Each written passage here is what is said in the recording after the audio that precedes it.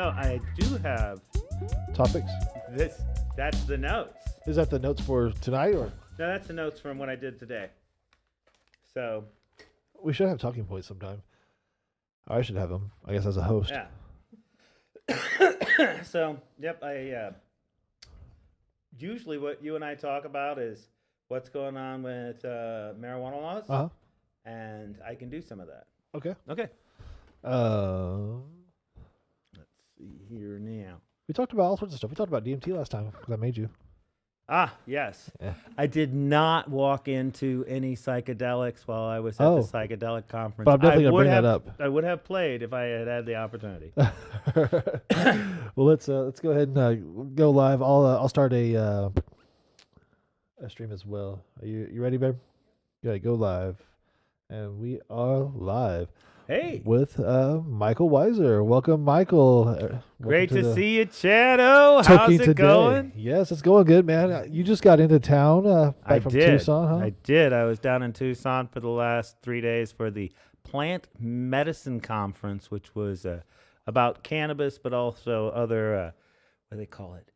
Phytogenic plants? So, phyto... Is it phyto... No, it's not. No, it's phytoceutical. Was it no, that's not right. Well, yeah. That's closer. The idea is true. Phytoceutical. Yeah, phytoceutical. I just made that up, though. That's I don't think my that's word. the actual term. Yeah, that's me. And then you got Quincy the Wonder Dog, Yeah. my favorite adopted dog in East Valley, right here at my side. So I'm a lucky man. We do have the guest dogs. Oh, look, we got even more guest dogs. I believe the kids just walked in. We are at my house tonight at 8 p.m., so I apologize to... It just looks like the set from Saw. It is. It's well, so Saw. I mean, Jigsaw had his shit going on from his house, right?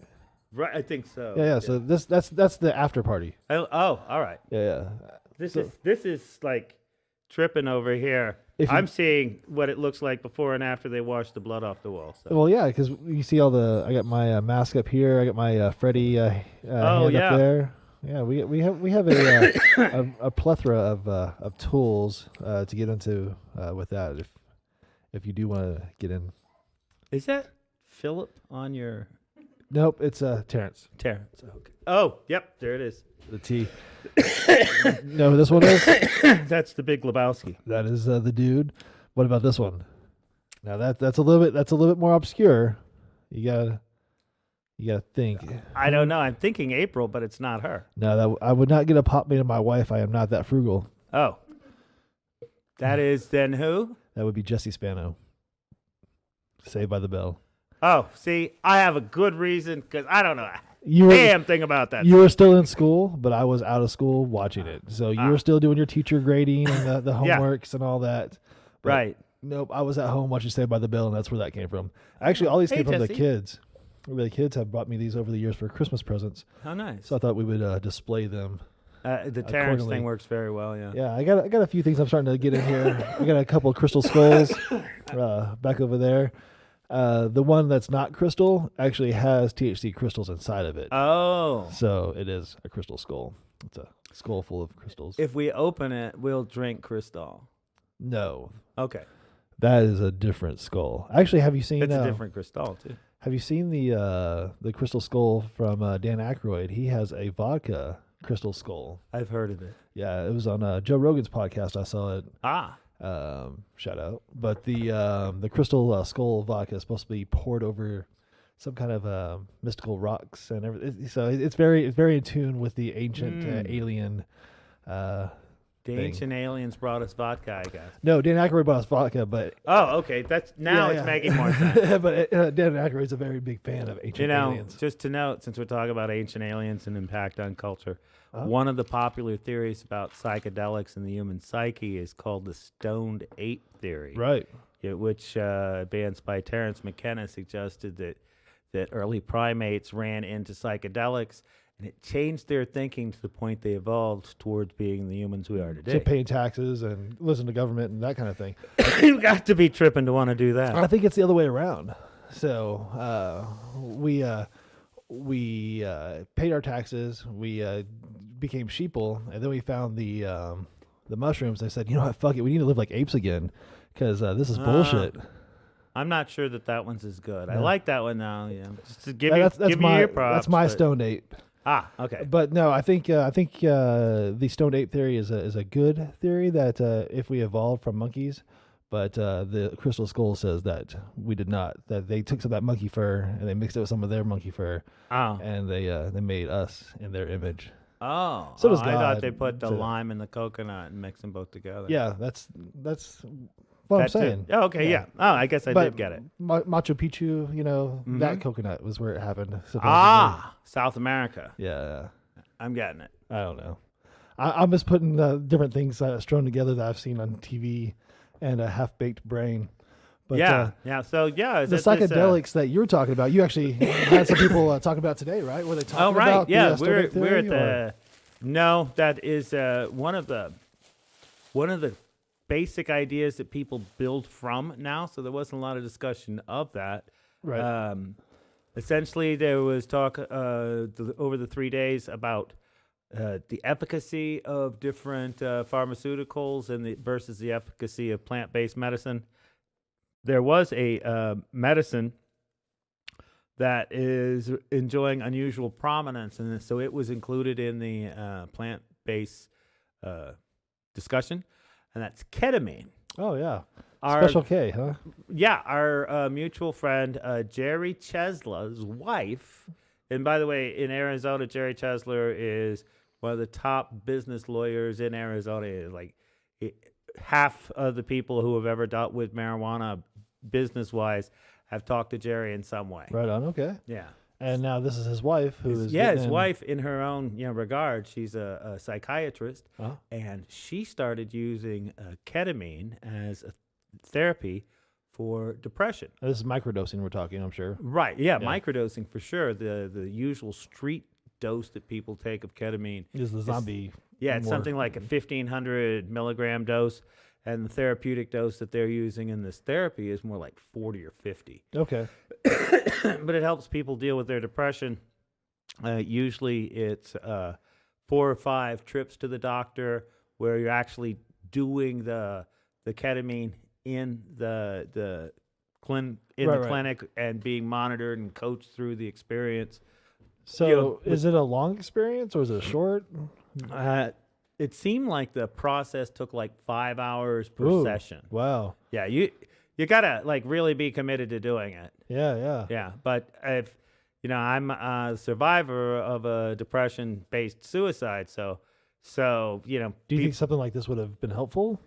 Yeah.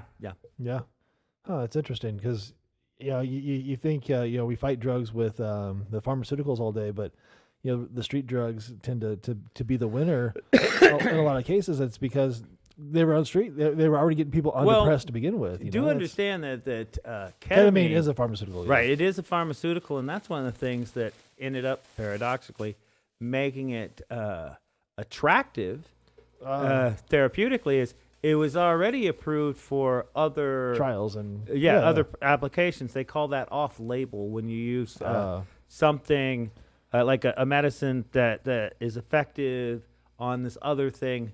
That's kind of how they came up with boner pills. Right. Yeah. They weren't really going after the erections. They say like, whoa, blood his flow. heart works. Look at that thing.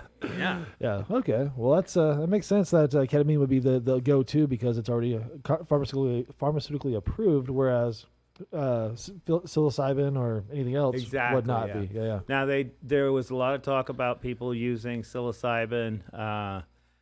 In particular, there was the Church of Peyote was there. There were now is the church made out of peyote? Is it are you inside a hollowed out cactus? No, it's more like saguaros and choyas. You need to have some structural. No. It's it was a group of people who have developed a religion around enlightenment through peyote. So this is what they used to do Indian for cultures. Legal marijuana in California was you would join the church, you get the Right. weed, and you listen to the guy talk for like 30 minutes, and then you go home with the weed. Right. Same theory, same principle. Do we have to go to the peyote gods? Probably the same theory, but I think it's worth noting there's a lot of very attractive merch involved. Oh, okay. So they do have other ways of making money. They're not selling the peyote. Right. They're not selling the t-shirts. peyote as far as I know. I wouldn't think that they were because that is like a controlled substance, unlike well, the ketamine is still a controlled substance, Right, but it's at for least sale. legal. Yeah. Yeah. Right. There was talk about a African psychedelic, again, herbal psychedelic called ibogaine, which is being used to help people with heroin withdrawal. Huh. And that's another psychedelic. Yes. Huh. Now, basically, psychedelics are alternating. There we go. Maybe the way people think. Definitely. Altering. There's the word I'm looking Like for. I altered Altering. my I left hemline. an R out, like I do with normal a lot of times. I always leave that fucking R. All right. So It's supposed to be altering the A. the brain, the way we think. Yes, And that's like what's the stoned happening. ape. So it's like a reset Yes. and getting us back to that zero. Right. One of the uses that they talk about with psilocybin is people who are in end of life stages, and as you might be able to guess, that freaks a person out. Yeah, And they have a hard time, functioning. It's, oh my God, I'm dying. definitely. So they use psilocybin to help people with getting a perspective on this. Okay. Yeah. So when you kind of see God and he's like, "Hey, it's gonna be cool. I'll see you in a little bit." type of Whatever. thing. Yeah. We're already cool. Yeah. Right. Yeah, we're already cool. Yeah. Because let's face it, folks, if God is all and God is love, then, you'd have to be a super bad asshole to not go on to heaven. What I heard in my head was God is all, God is love, God is drugs. That's just how it played out. That was my third thing to say in there. I would say that that's probably accurate. Yeah, that would probably be correct. But yeah. So then there, obviously there's people with ayahuasca interests. Now ayahuasca is basically it's wormwood. No, I'm sorry, it's DMT. But it's a drinkable version because if you drink DMT by itself, it doesn't. There's some kind of like whatever. Yeah, have to catalyst or something. Yeah. Right. It's and it's made from two different plants that grow in the Amazon. Right. There was, what do they call themselves? Ayahuascaderos, who were people who took people on ayahuasca. Like these shaman experiences. Right. Yeah. So they're guiding them to the other side. They're actually waiting for them when they get there, like type of scenario. Like, right. Yeah. And then in the middle of this was Dr. Sue Sisley, and she gave a report of how her big deal veteran PTSD thing finally went because it's now completed. So this is marijuana helping people with mental issues, needs. So. Yes, she puts it was unsuccessful. They could not prove in the slightest that the marijuana that they were using was having a positive impact on people's PTSD. Really? Yes. Huh. She points out the biggest problem was that the DEA allows only one place in the United States to produce cannabis for clinical trials, that the federal government's going to approve. That's in the University of Mississippi, where apparently they still don't know how to grow weed. Well, that makes sense. And not really the best environment either. Right, because it's moldy and that sort of thing. And they take the whole plant, and grind it up. With stem, seeds. Yeah, everything. Stalks. And that's what you get. So do we have test results of the plant that they're getting? Yeah. They had 3 different layers or levels of THC potency, with the top one being supposed to be 11%. But as far as she knows, she never had a batch that met that level. Wow. Yeah. So nothing was even as high as 11%. Right. It was all lower. Yes. Wow. Yeah. It was, and it was tested positive for mold. As I referenced mold. And so and she had to jump through like hoops for 5 years to get that. It's not medical marijuana though. So in essence, yeah. Right. Well, medical marijuana would be, in my opinion, 18% THC or higher. It's going to have CBG, CBN, CBD.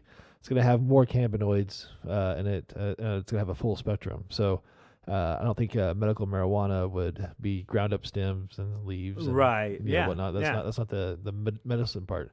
So just like an opiate plant, you're not going to go and grind up the whole leaves and stems to get your. I sure don't eat the leaves and stems of the tomato. Yeah, exactly. Right. There's no nutrients in that. There's no. There's no medicine. It's in not that. the part I'm after. Right. Yeah. Right. So yeah, that's a very unfortunate bias. Right. She did come to this observation though. It is helpful with symptoms of PTSD, cannabis that is, such as anxiety and problems with sleep.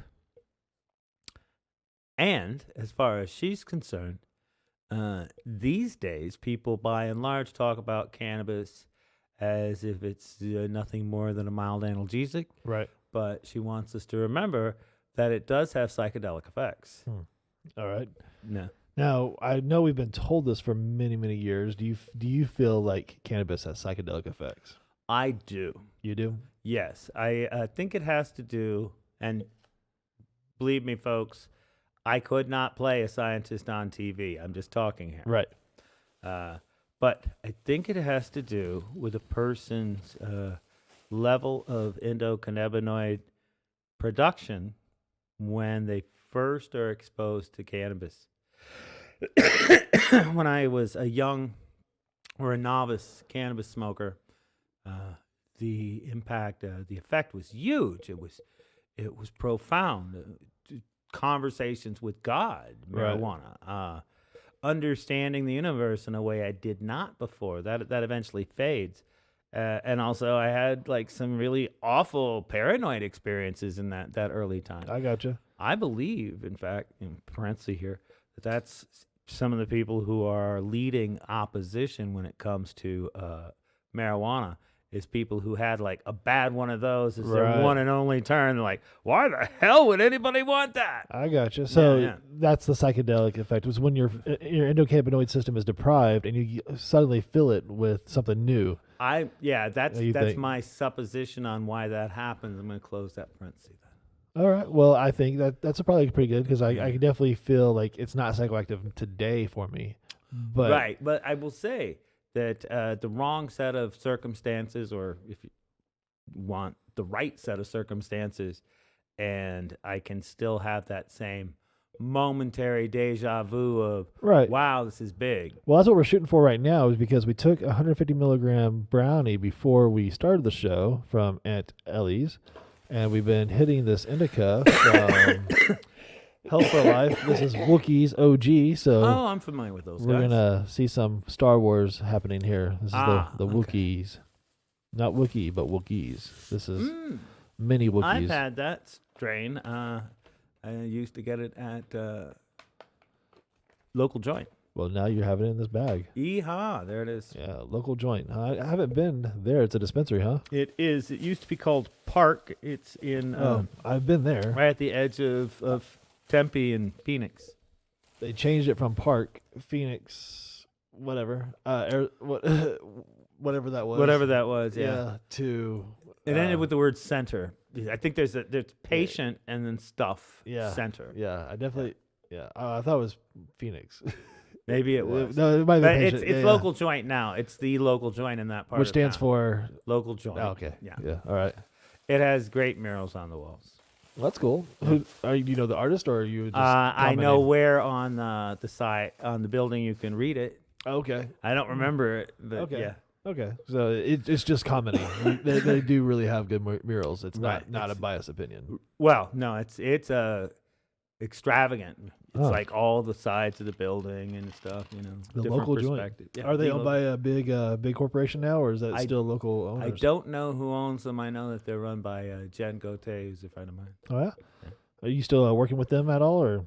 No, I worked for them for about a year, but my job with Normal is political. It's really based on hopping to somebody else's tune a lot. Yeah. It's difficult for me to say to the secretary of the senator, well, I know that I've been waiting 3 weeks to talk to the senator, but right now I have to trim another quarter pound of marijuana. Right. So job comes second. Job came second, Yeah. yeah. And you know, she's a very gracious lady. So How was that for you, Mike? I know you need a job and things. You Right. need money to survive, and then you have I this. do spend money. It's true. These important calls, these important meetings coming up, Yeah. and you try making these things happen together. Right. I know that life gets in the way and things happen. How are you balancing this, man? What do you? I'm gonna say magic. Yeah. It's magic, kids. I have done a series of jobs as day jobs to stay afloat since the 2016 election. Uh-huh. For much of 2017, I wrote for a website called Cannabis News, Uh-huh. and that was pretty good up until June, July of 2017. I went to work with Local Joint, did that for a while. Trimmed with the company Grow Science, who makes the legendary bud, and but that was a job, it was Right. day jobs, and you can't just get flex time anytime you need it. with Yeah. that. So I went back to writing, Uh-huh. which is I was 30 digging ditches and wanting to be a writer, so. Right. I went back to writing and was the editor and the principal writer for the Arizona Cannabis News Uh-huh. till about the end of September. Okay.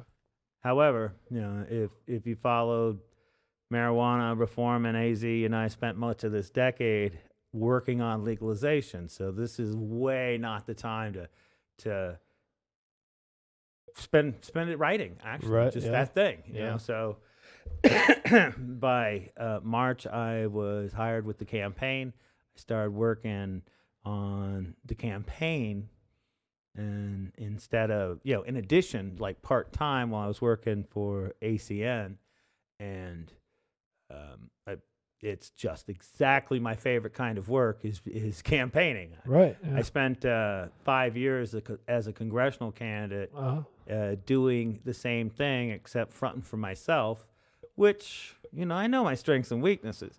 Marijuana reform, I can get behind that, yeah. and I can get a lot of people behind that. It doesn't depend on who I am or how I conduct myself, because we all personally own marijuana in some way. Sure. Yeah. But you're out there. You got gas bills coming up. You got rent, life. Mhm. You gotta get to these meetings. Yeah. These senators aren't paying you for the meetings.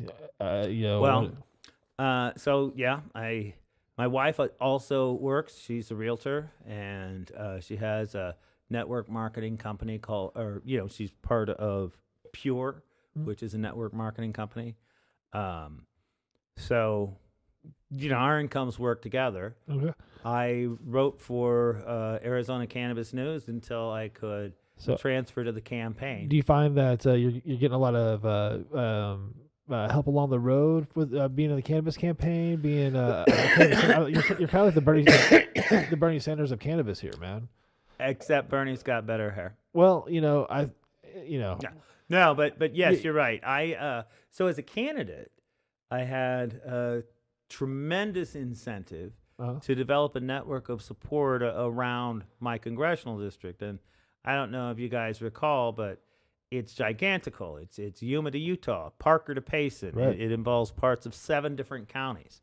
So during that time, I developed friends and idealistic supporters in all these places around the state, in that congressional district. At the time, we were estimating that some months it was worth like three grand of money that we didn't have to spend because people were helping us out. Well, that's good. Right? So meals being bought for you, gas being paid for, rooms being you're on the road. Yeah, it's just coming to you. You're not saying, okay, I got to come up with this money to do this. You're just out there doing it, and it just happens. Well, I'm gonna say, A little first bit of A, a little bit of B. Yeah, and I live in a magical universe. Yeah. That I think that our good intentions and positive things, in some cases for some people, can work out really wonderfully. Which is not to to negate all the suffering and unfortune that people have. But I live my life. I believe in a spirit. They call it like a gift of the Spirit in the New Testament. It's manifesting. Okay.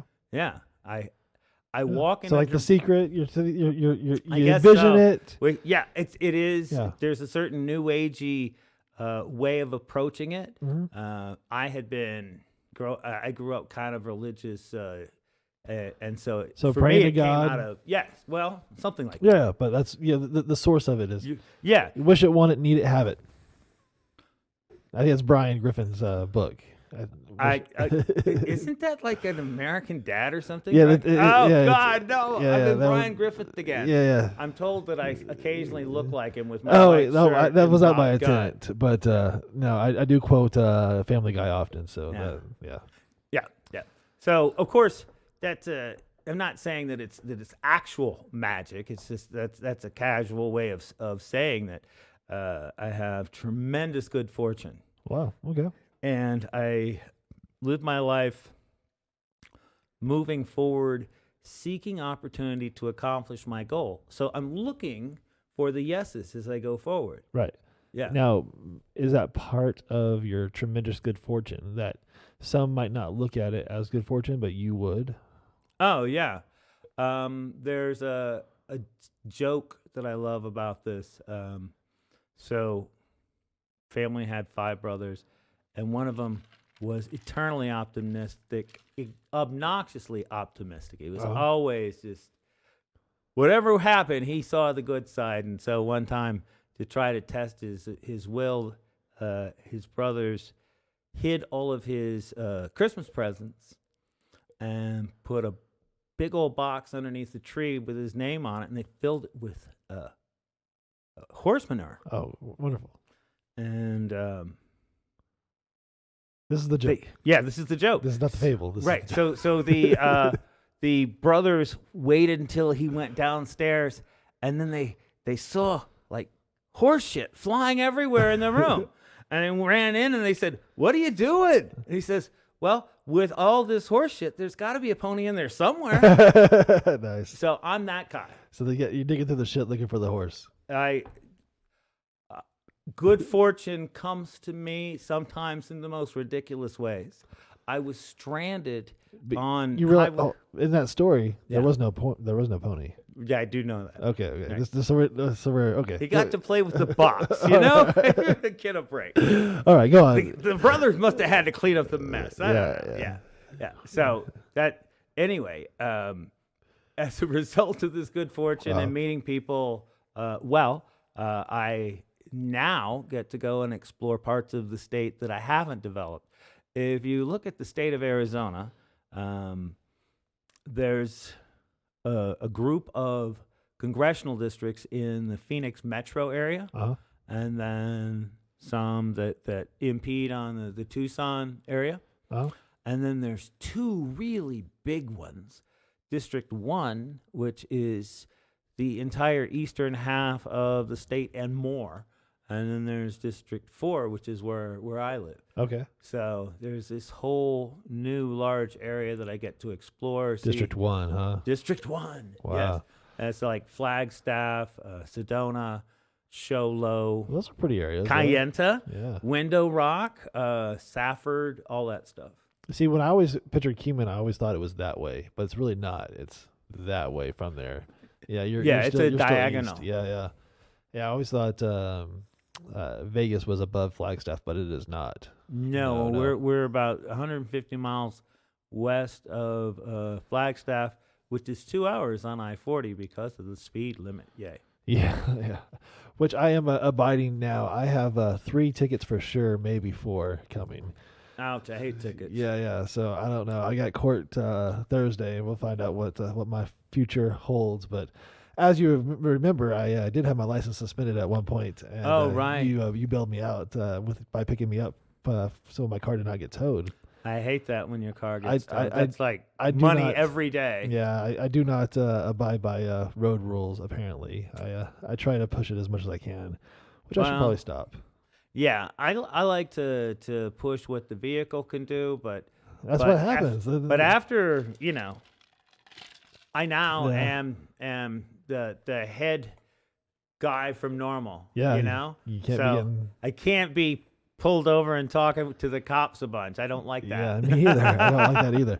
But I've only been pulled over once out of the 4 tickets, though. Oh, if that makes sense in Arizona. Yeah. We have all those stupid lights. So on the sides of the roads here in Mesa, they just have these random speed radar detectors, and they just send the tickets out because you're driving too fast. I had one of those back in 2006. Yeah. So hate that. I got those, and I was going to dispute it, but in the picture, you clearly see me looking at my phone. So it's like the lady in the. So it's like one or the other. Right. But yeah. Ouch. Yeah. The ones I got before, though, I was working for another company. But when my license got suspended with you, I was working for a pool cleaning company, and I had April in the car with me, so they clearly could see the wife with me doing the job. Right. Driving around. This isn't just right. Yeah, it wasn't work related, so they weren't too happy about that. But fuck pool cleaning companies, man. I mean, that's a shitty job. I wouldn't want to do that. The last time that I had a major back injury, because I qualify for my back, because that's a real thing. Yeah. But it's not always debilitating. Right. But when it is, Jesus. Yeah. The last time was trying to help somebody clean their pool. Oh, really? It's like, yeah. Oh no. Yeah. My last time I hurt my back was I said what, and that's what it. That's what it did. It was that right there. Then I couldn't move from there, and then I stopped. And I was like, okay, I need to do some walking or something. Yeah. I get off the couch. Stop playing video games so much. I got the VR now, so I'm a little more active.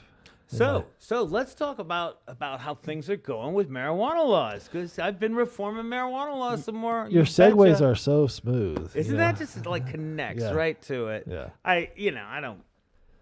We have a lot of time, but you don't. I don't. Right. I still have to get to North Phoenix and drop off dry cleaning. My bedroom's right there. Right. You got a 24-hour dry cleaner, or you just throw it in the slot? Slot. Like a Blockbuster. Yeah. You trust that? I do. I've developed a relationship with a dry cleaning company. I found out after years of wearing this white shirt, blue jeans outfit, for me it was don't get stains on the white shirt. Right. And it just kind of got grayer and stuff. But I didn't get stains on it, so I just kept wearing them. I discovered that people thought the dirty white shirt was part of my intention. Yeah. And it wasn't it, right? Yeah.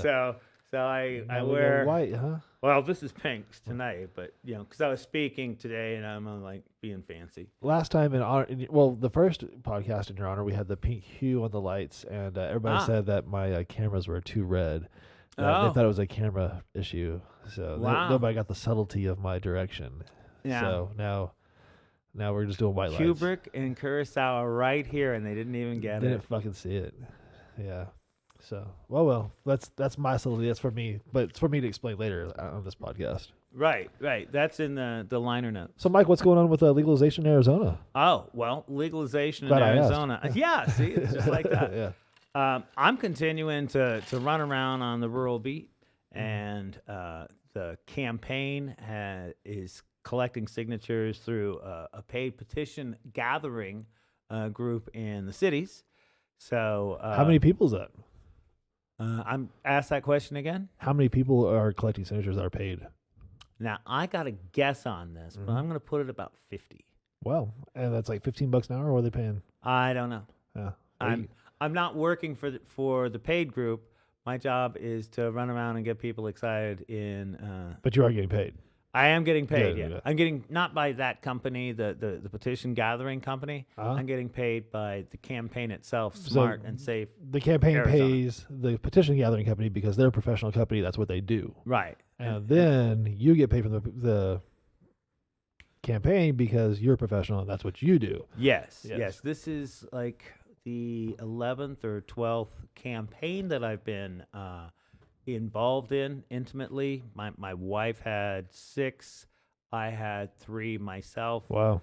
And then I've helped with many others. I started volunteering to put up and take down signs in 2004. So I've been doing that 15 years. So you guys have to take down the signs you put up? Well, you want to. You're supposed to. Well, there's that too, But if it's not you that takes them down, then somebody stole them. Okay. Right? Yeah. Or they messed them up. So you want them back?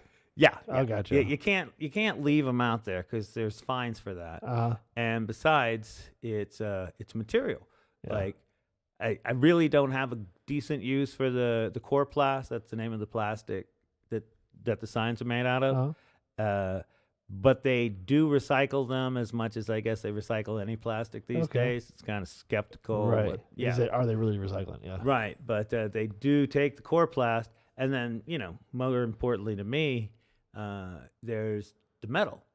The signs, 4x8, anything larger than a yard sign is basically put up with pieces of rebar. Okay. Once you have rebar, you can build everything. Okay. Yeah. I built a chicken coop. I built a greenhouse. So recycling yourself, make sure it gets used. Right. Well, yeah. And then built campaigns. Like I said, I put up signs since 2004 for somebody. 1 year it was myself and all the candidates in the districts that, like the legislative candidates in the districts where I was running, because the congressional district is bigger than the legislative district. There's like the state government. There was, I think it's 7. It's like 5 counties and 7 legislative districts. So as I went through these different districts, I could help out all these different candidates put up their signs too. Wow. Yeah. That's a lot of candidates per district too. That's By the time I was done, I was like, "Argh!" Yeah, no kidding, man. Yeah. Wow. So where were we on that? So legalization in Arizona. Legalization in Arizona. So the reason that we're all off into signage, is because that's it's not something that you could volunteer for. But there's also people who do it professionally. Right. And I've done it not just for my own campaign, but for other people's campaign, both volunteering and for money to help. Like, hey, can you get the rural parts of the campaign, because not everybody wants to go out to. So that's the value you're bringing to this campaign now. Right. Is I know where the signs go. I know where the pockets of interest are, what at kind least in the western part of Arizona, and now I'm going to explore the east. What kind of political signs are we seeing for the vote yes? What do you think we're going to see on that? I don't know what the campaign Smart and Safe is going to be producing.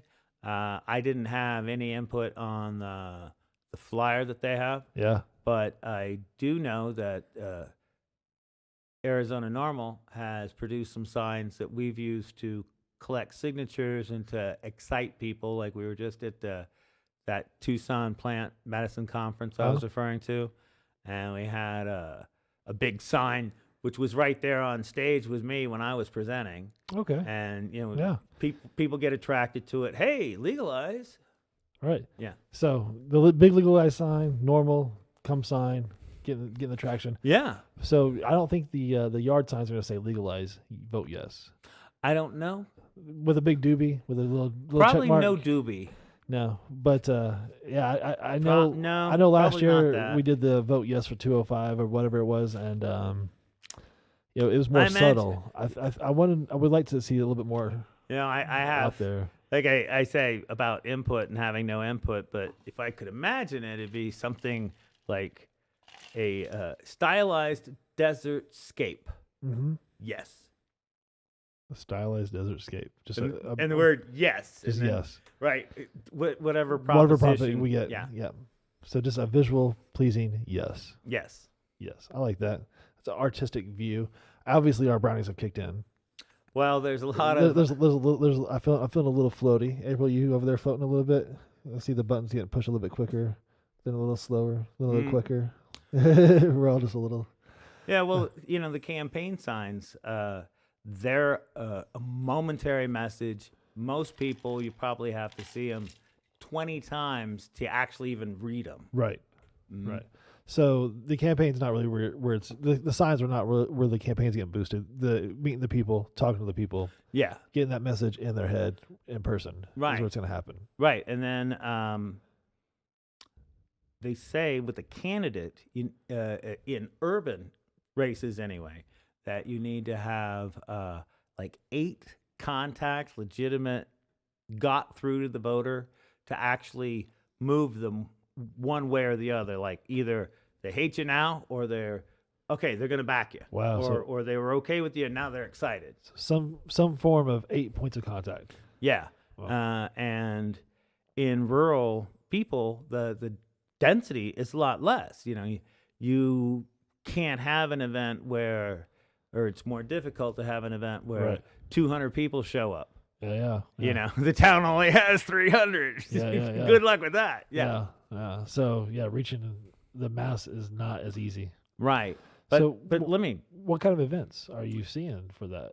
Well, so far we've done music events, and we have local groups trying to come up with places where we can advertise information events and music to reach the voters. Though you want to reach the older crowds. I want to get people to an event where we can talk about what their concerns are with legalized cannabis, and I can tell them what the science is. I can tell them what the campaign is trying to do. So do you think like a public forum would be more better for those older voters? Oh, well, yeah. It's how whatever thing I can get to somebody that's voting. And you got a good point about the older voters in rural Arizona. Yeah.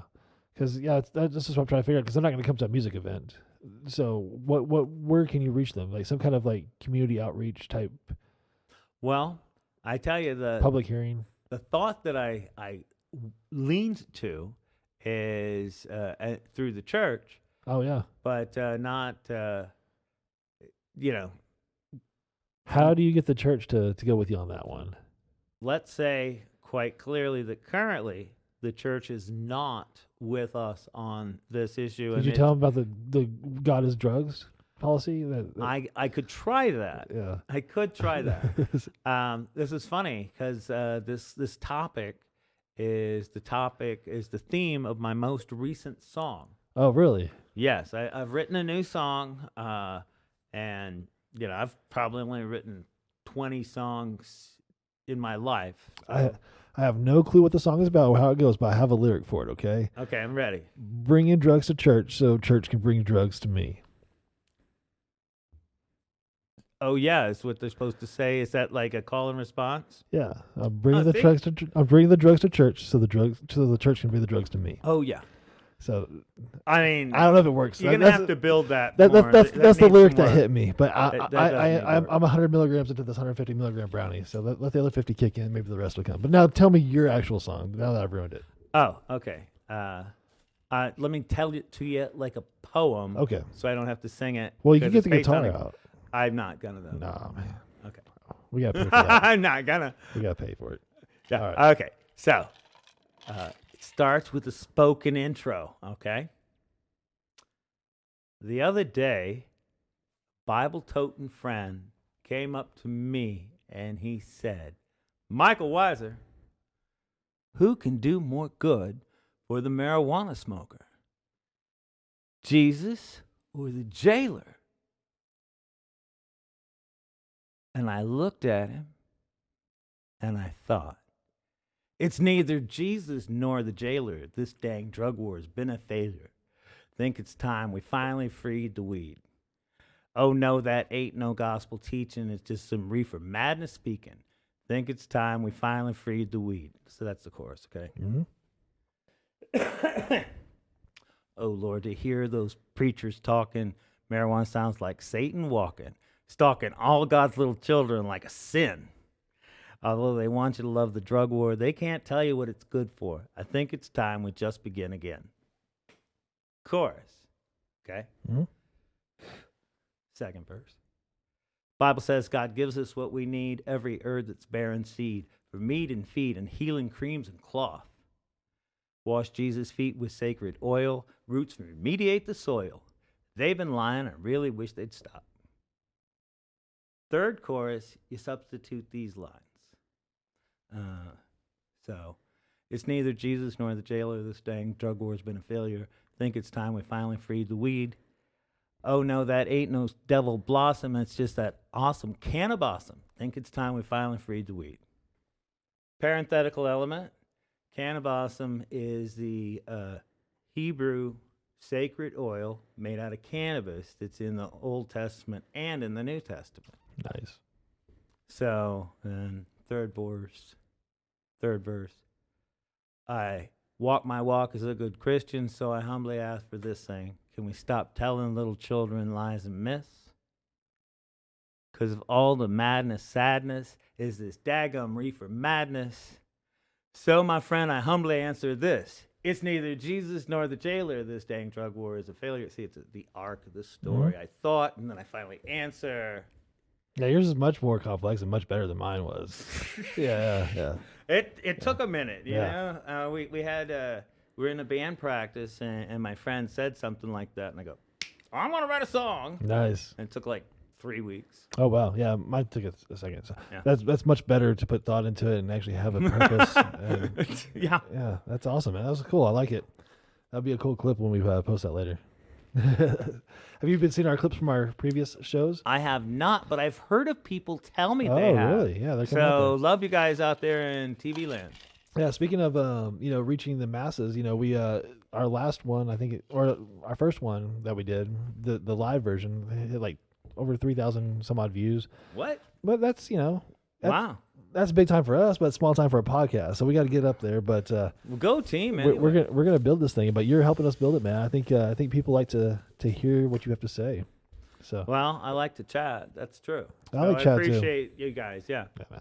So I was at this plant medicine conference, and I talked about the people who were advancing the psychedelic plants, and then I talked about Sue Sisley and her work, and then there was me today, and I talked about get this. I looked at the title of my slot on the program. It's like 50-minute slots. Okay. It's what they call the long form. Right. So you can't get up there and wing it. It looks really bad about minute 35. Yeah. Oh, you know. Start falling apart a little bit. Starts looking like this podcast. Yeah. Right. So Dr. Sisley's up there, and she's got a coherent story, Right. enjoyable anecdotes, cute dog on stage with her. Oh, of course. And she's using a different kind of PowerPoint called Prezi, which is more like looking at a map and you zero in on this thing or you zero in on that thing, and it gives a backdrop while she talks about, this new section of the discussion. So she's done this before. She has her shit together. Right. Yeah. So there's like that. I get to watch that one. I say, I have to make sure that I am not just useless up there. Right. So I'm a writer again. So I now have a written version of the history of Arizona marijuana law. Okay. Very loosely, from '88 up to the 2019 legislative session. Wow. So you used to do the history of cannabis for our classes, and we got that on video for Honorable Risings, but now we need to get the history of Arizona out there for the people. Yeah. It's a lot shorter thing. Yeah. Because like this was the fun thing. Okay. And there were people from your classes who were there at the conference. Oh, really? This Tucson one? At the Tucson one, yeah. Huh. Right. Wow. I don't know if any of them were in the audience today when I spoke, but they were there. They've heard you speak before. Yes, right. That's what and in fact, you heard me speak before. So I opened with this. Before I get started, I've got 4 questions for the audience. One, do you have a rough history of the history of marijuana and how it became illegal and where we are on that today? Pretty good hands are willing to go up. It takes a while for them to fill in. 2, do you know the endocannabinoid receptor system, and have you heard of the U.S. patents, 660 and so on. Right. Fewer hands, but the endocannabinoid receptor system, that goes up pretty good.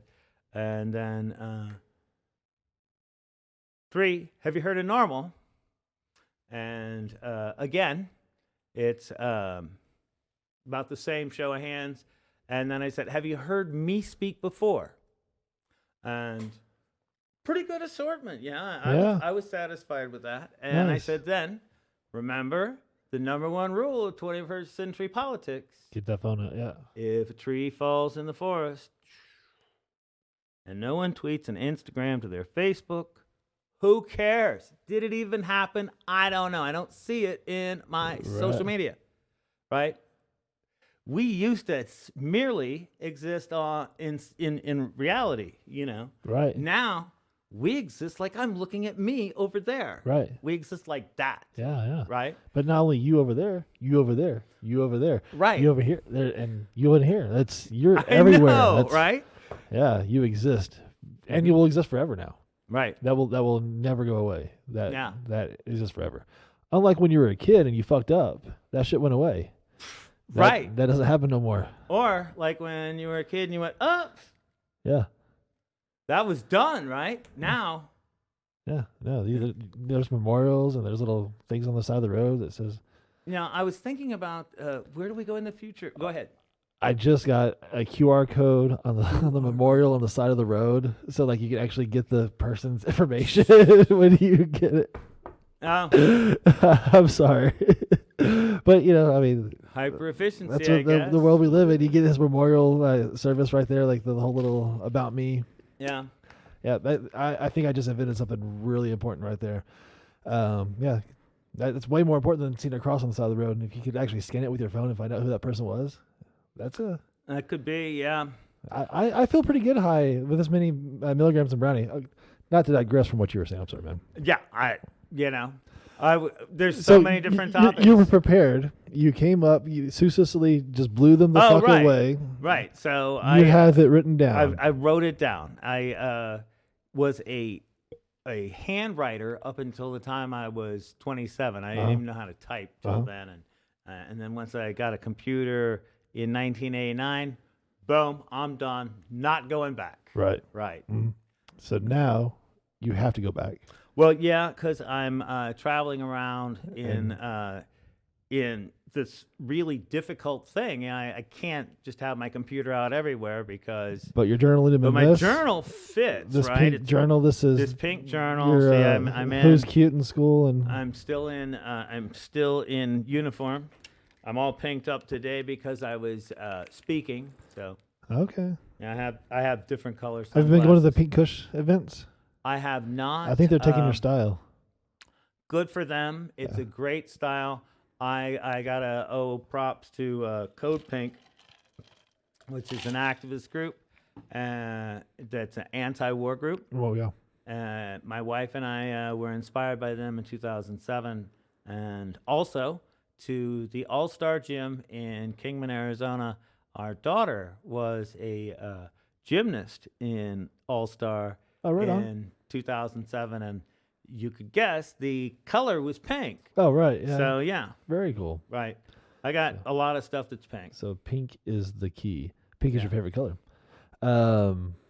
It excuses having stuff wrapped in duct tape, right? Yeah. So what is the deal with the duct tape on the journal? It looks a little beat, man.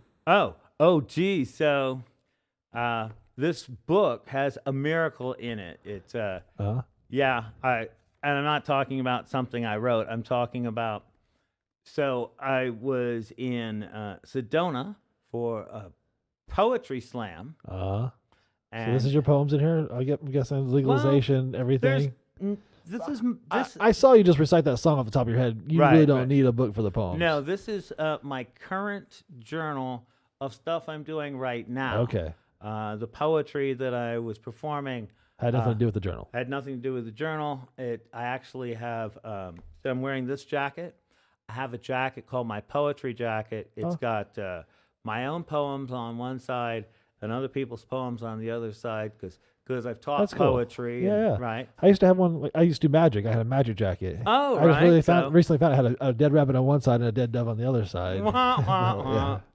Yeah. Anyways. Yeah. So no, I'm in Sedona, and I'm gonna do poetry, but I'm out scouting. Of course, I'm working on a marijuana initiative, so I'm going to the dispensary, and that's at Bloom Dispensary in Sedona, right? And I leave there. I'm headed to the Slam. I'm about 45 minutes early, so everything's fine. I park at a restaurant that's near the Slam. No journal. Oh my God, I left it at the dispensary. Okay. Hello. Is it at the dispensary? No, we don't know where it is. But you definitely had it. Well, I had it. Yeah, it's all filling up. It's filling up right now. Right. So we hang up, and I was like, it's got to be there. Right. Because it's not here. So where else could it be? You haven't been anywhere else besides the dispensary in this. Right. Yeah. So I start driving back there like, oh, they don't know where it is. It fell over here, or whatever. And while I'm en route, this guy calls my phone. Hey, Michael? I said, yes, I found your journal. Not at the dispensary. What do you mean? In the middle of 89A. Oh, so in the middle of the highway in Sedona. Oh my gosh! So it's in the So he stopped and got it out of the middle of the road. Check it out. There's tire tracks, marks. Right? That there's on several pages you can see on the edge. So it's been ran over, opened up, ran over, opened up, ran over. The poor thing. I feel bad for it. Oh, there's one. Wow, and not torn out. All your thoughts are together still. Not only that, but my precious Arizona tax stamp, still safe. Oh, wow. Sorry. Yeah. So the visual aid is still in the book. Yeah. That is awesome. Use that today. Wow. What a lucky day. You know, I mean, some would say misfortune. Some would say good fortune. That night at the poetry slam, like, I've been out of practice for poetry. Drink break. Dead air. In the middle of the sentence. Started that sentence. Take a drink. I've been out of practice for poetry. I love poetry, but I've been a poet for a long time in my life. I did political writing. And then when I started doing slam poetry, there is an entire genre of slam poetry that's very politically assertive. So this is like Mikel Weisser, you come to my house, but you didn't bring anything. You sit there on my podcast quiet as a mouse. That kind of slam poetry, you know, like no. Along that line, yeah. in those, in those sextuplets, yeah, maybe, right? But no, not quite the Def Poetry Slam, right? But all sorts of some quality poetry.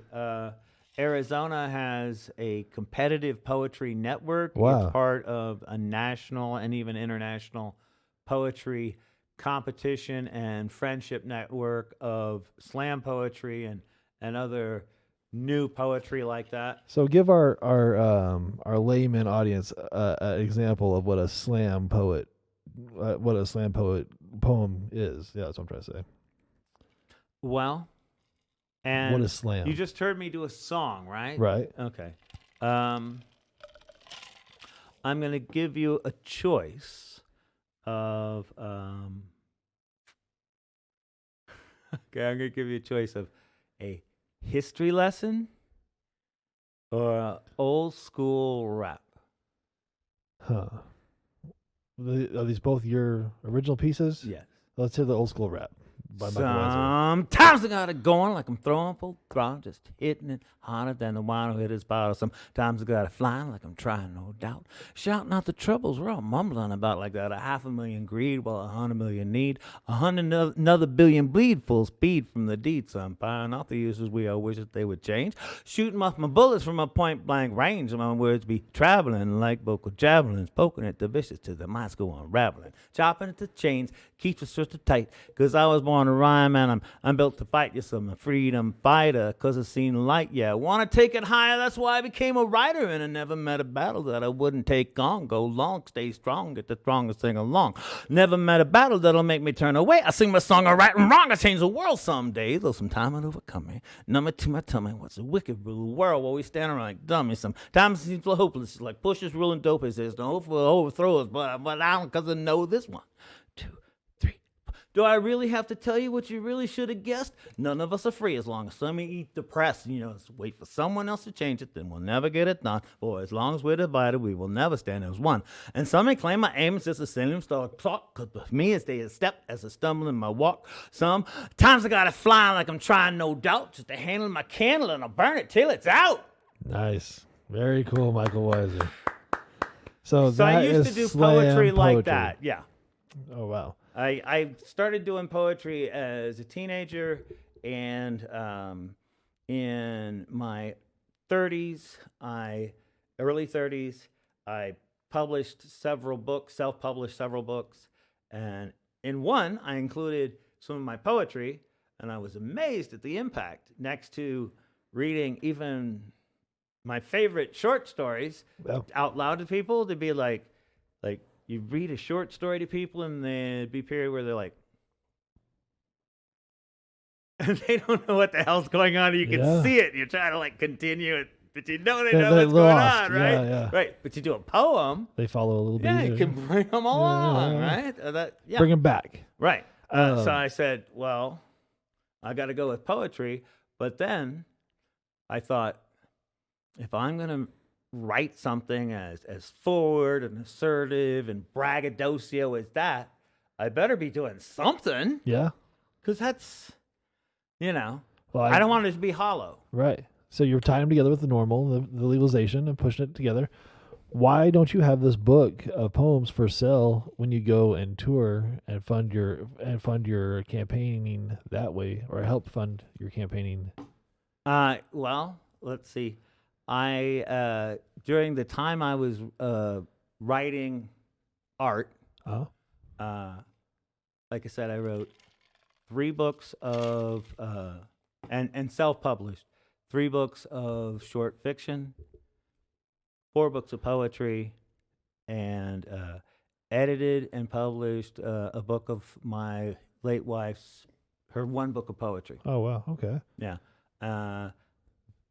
And then I have some copies of that left, but it just became like America's in a crisis, it seemed to me.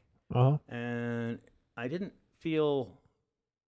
felt vain to just put my energy into how clever I could say shit.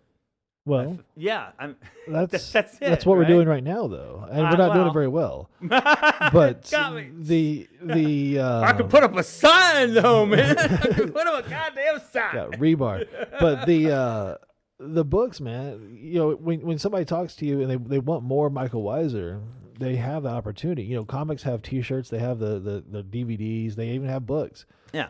When you sit there and you talk about legalization and you give them this whole story and the message, they want more. I absolutely do look forward to reprinting my books after the campaign, because wouldn't that be a glorious fun? Yeah, man. Right. But in 2012, I decided I was going to run for office. And I had been in a poetry group where people asserted a lot of forward thought, and they're aggressive in their posture. I'm like, what the hell? Yeah. Hey, let's go to the protest. Like, no, I'm gonna stay. I gotta sleep a little bit. I got you. Like, can't do that. Yeah. I want to, it brings out a freedom fighter hippie in you, and you got to yeah. keep that guy down, right? To put the tie on is what you're saying, right? The hair can't grow long and the goatee can't come out. Right. See, I've been looking like this since. I seen the pictures, man. I know. I went from all sorts of things to this. Yeah. And it works. I saw for the first time in decade, well, however long it takes, because it expired, I got a new passport. Oh yeah. Yep. So now you're legal to leave the country. Yeah, and I don't look like the hippie. I look like it's the updated. regular guy. So they don't That guy search specializes in insurance, you know. Yeah. It looks like the other way around. It looks like that guy specialized in cannabis and this guy specializes in insurance. But just from pictures, you know. But you can't really judge a person by a picture now, can you? How many P's can I hit in this mic? Well. So yeah, to finish updated, that up, you have updated picture. Yeah. It looks more professional. So to finish that up, I since the 2016 election, mostly I have written for my money. All right. I wrote for this website I referred to that earlier, Cannabis News, and then from I guess February. No, that's not accurate. From November of last year, and certainly from January full time of this year, I wrote and was the editor of AZ Cannabis Monthly. I think it's now AZ Cannabis News.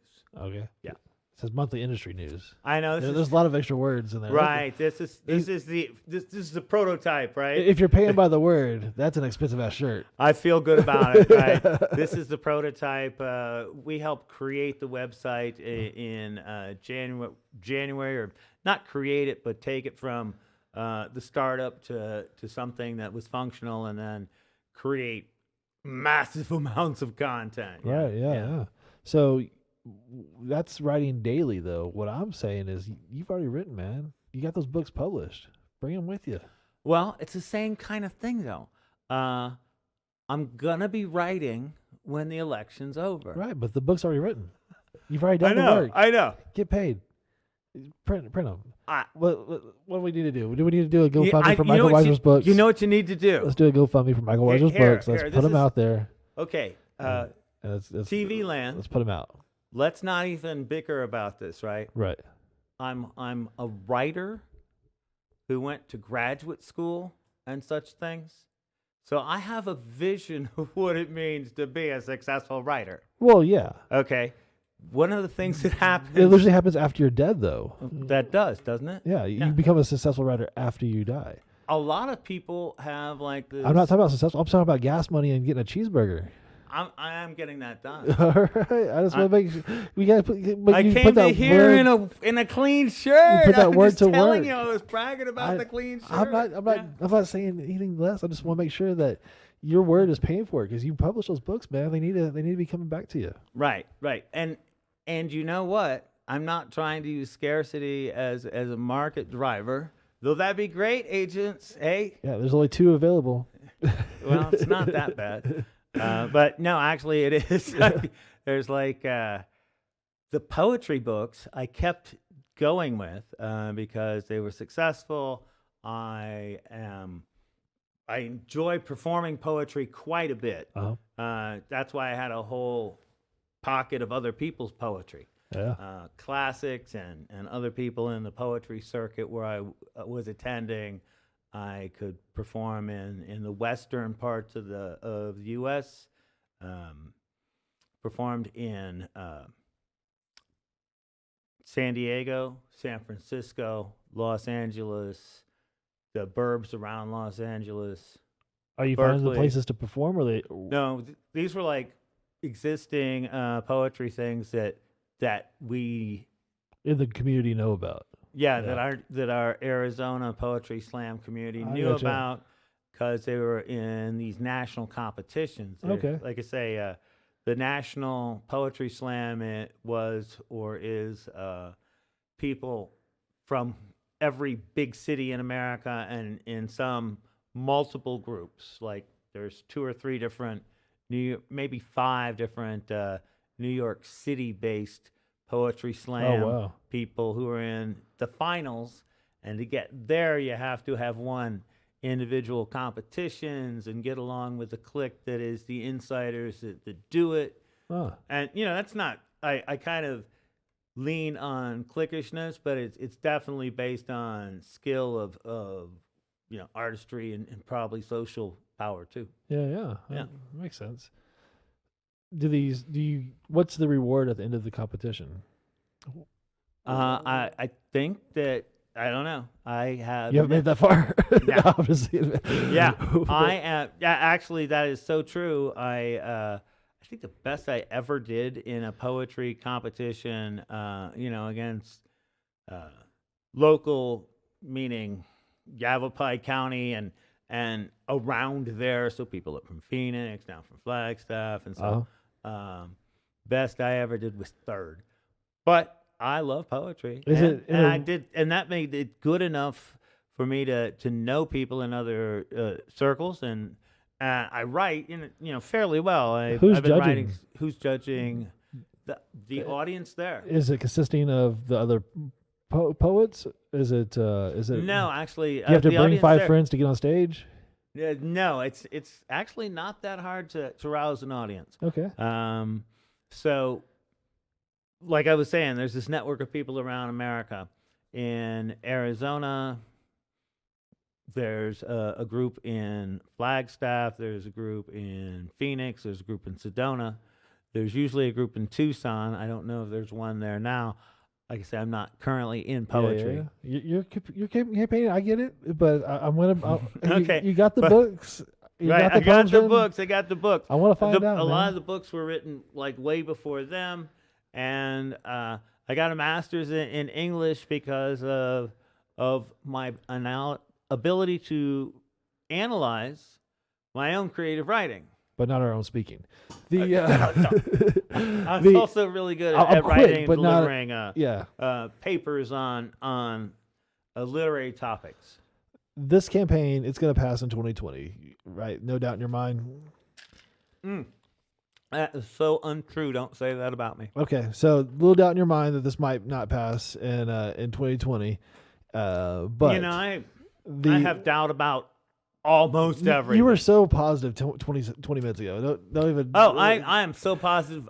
I didn't even get to any reveals. Hold on. I got happy-go-lucky reveals. But my point is in 2020 you're not going to have a job. It's going to be over with this. So you're going to have to sell these books. Yeah, that's what I'm saying. Get the audience. Get the audience now because you're meeting a bunch of people. You're out there. You're campaigning. No. I get the agent now man. Because I can't do that. You're doing it now. I'm doing this. You're doing it right now. Every time you meet somebody, they go, "How do I get a hold of you?"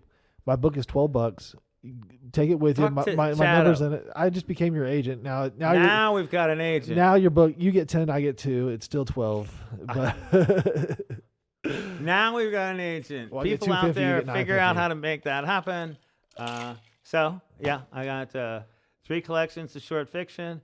I think I have one of your books. Didn't you? I think probably so. Yeah, I kept the poetry stuff in print. I am due for another collection of poetry. So you're still writing poems on a daily, on a monthly, weekly? No, not really. That's why I'm due for one. Just campaign.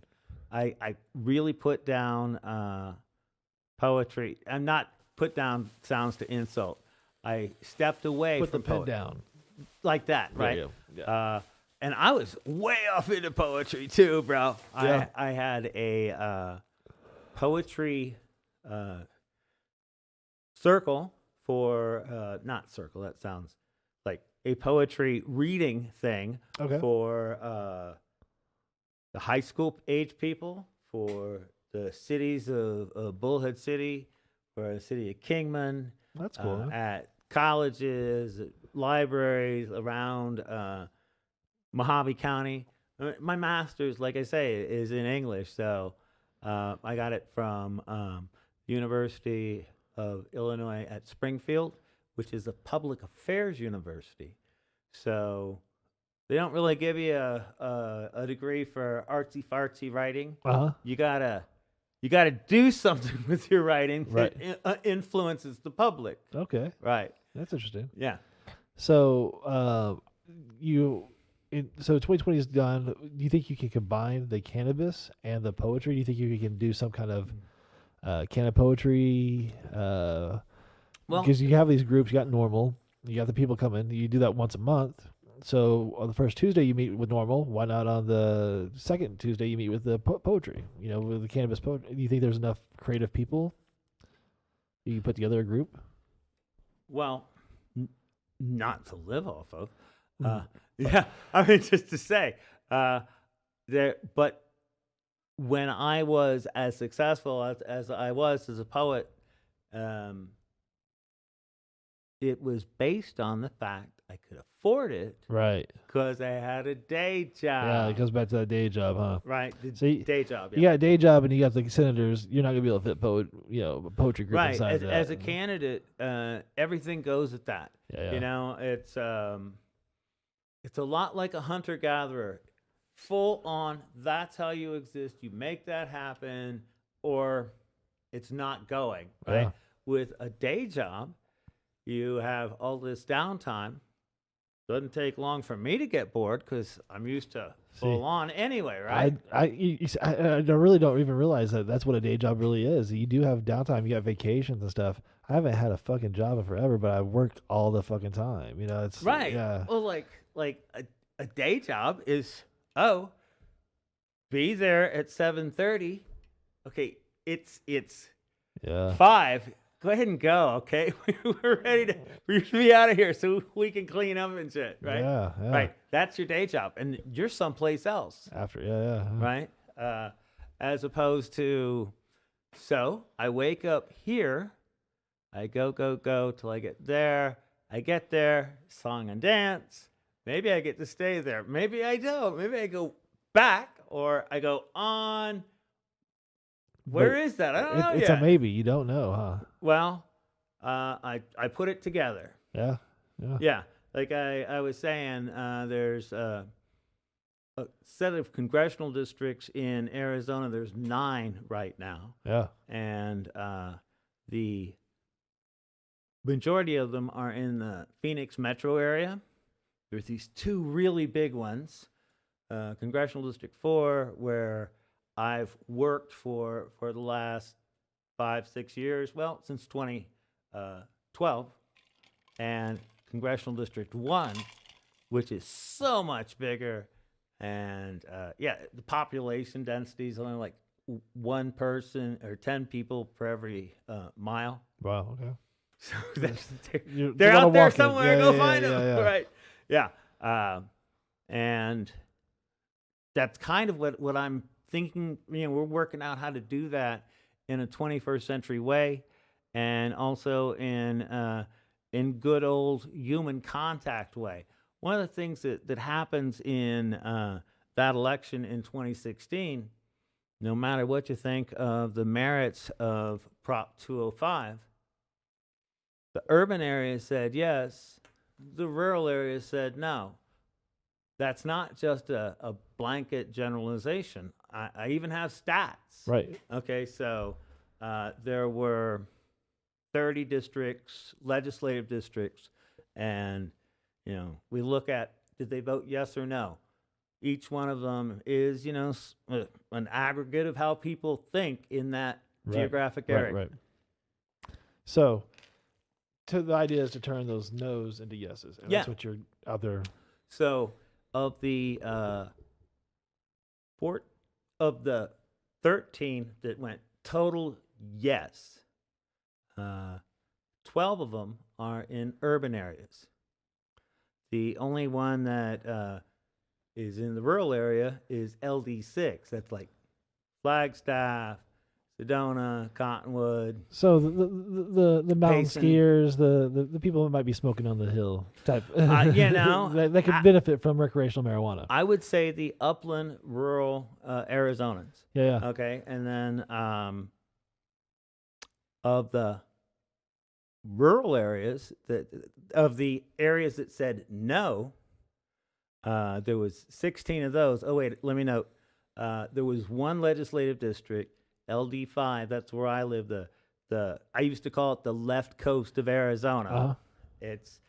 It's apparently more liberal than people think when it comes to marijuana. Anyway, that legislative district was neutral. Like 50% said yes, 50% said no. So there's a little sway you can do there. Yeah. Right. So But the ones that said no, there were 16 of those, and 13 of them were predominantly, at least geographically, rural areas. So try to find those rural areas to turn them into a yes vote for recreational. Exactly. At least give people a chance to hear what's going on in those rural areas. Legislative District 6, they're already a yes. They're going to stay a yes. What kind Go of team. events are you seeing over there to get to the people? We're still trying to figure out what it is. Are there Christmas events happening right now in the small towns? I'm imagining there's something. That should be some kind of like parade. Yeah, or something that's going on. it's probably perilous just to know because it's winter and Arizona is mountainous, and they probably have some beautiful winter wonderlands. Yeah, which I don't like to drive in. yeah, I agree with you there. So yeah, I went to give a speech in Sedona one Thursday morning, so I went there that Wednesday night. Mm-hmm. Oh my gosh, I had to go over Flagstaff, which is in a blizzard. Yipe. yeah, It was the freeway at 30 to 40, and could you see your lane? Not all the time. wow. Oh, there's the truck, but is it no? Nah. Is this the lane? Is it pulled over? Yeah. Scary. Yeah. I don't like that. Right. Stay in the valley, stay where it's dry, or at least no snow. Yeah, the 2.5 hour drive was like a 4 hour drive. Yeah. Yeah. And it's a whole nother atmosphere. It's a whole different yeah. planet. Damn, that's crazy. That's only 2 And hours away. and then we got down to Sedona. There's no snow. Yeah, it's nice. Yeah. Wow. Arizona. So finding the people in the snow, getting them to vote yes, getting them out there. Right. Go out. Here's the thought about this collecting signatures. It's very much boom. Did you see that sign? Let's go see what's going on. Right. So they have to pull over. Yeah. So it's not like walking up on somebody's door. It's you're out there, and the person in rural Arizona is interested or not. So people don't door-to-door campaign? I don't think that they would be able to tolerate that when it came to marijuana. No. And you got to respect the voter. Yeah. So it depends on the subject. I don't think that it's appropriate either because, like, what people fear is having somebody else's opinion forced upon them. Yeah. And so Jehovah's Witness style. Us marijuana consumers, we've had somebody else's opinion forced upon us. So yeah. And also can't get away with that. The marijuana consumer is probably not going to answer the door, especially if you're knocking. I think I hear something. Turn down the music. No. Dave's not here, man. Okay. Gonna go talk to the small town city councils, see what they've got to say. And that's, Are there chamber of commerces in these towns? In some places, there only are fire boards. There's chamber of commerces. And when I say towns, I'm going to say that's a liberal use of the word, huh? Yes. I don't mean conservative or what. I mean, like, generously saying that's. I got you. They call that a town. There's a stop sign. Yeah. I got you. Like, if you go to the Wikipedia, there's all these lists of the cities and towns in Arizona, but it doesn't take too far into the alphabet to find there's all these named places that aren't there in that list anyway. I guess, there's probably another list you can find. But so I've been looking at places that exist and places that are on that list and trying to make sure that I at least go there. Like, I grew up in a town in Texas, and marijuana was perilous to be in favor of it.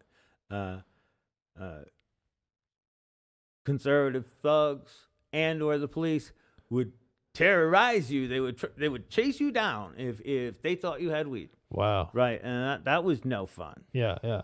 So both sides are coming after you if you have cannabis. Right.